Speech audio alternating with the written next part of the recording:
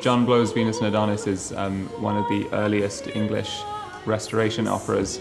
It's the story of Venus and her mortal lover Adonis, who, not to give you too much of a spoiler alert, but who dies in a hunting accident near the end.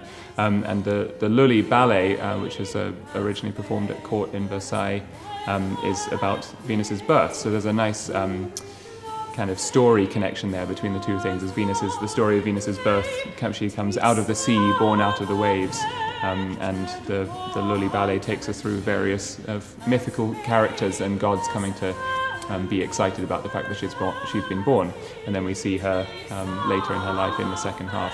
So there's a nice narrative connection there, and musically as well there's a lot in common. So John Blow wrote his English opera in a very French style. It's really mimicking how Lully wrote his operas in France for the French court.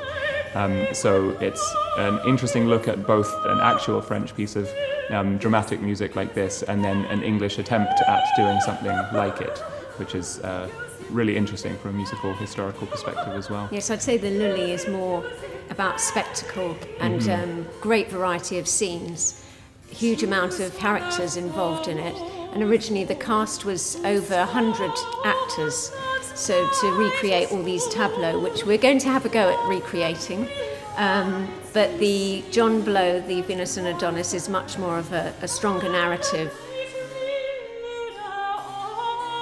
Well, I think the experience of seeing an opera like this at Barockstock is something a little bit different than the usual opera experience, and works quite well. I mean, that this opera was first performed at court and wouldn't have been in a big theatre, in a big opera house like we're accustomed to seeing operas today. It would have been probably in a large hall or some kind of room. So we're something kind of close to that here, where we're in a relatively small venue.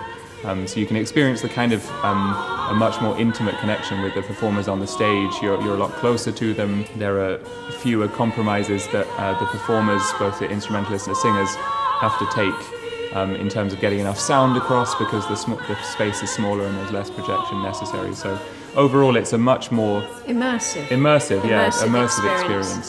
Of the music and of the drama. We're looking forward to seeing you at the show. It's going to be an exciting evening.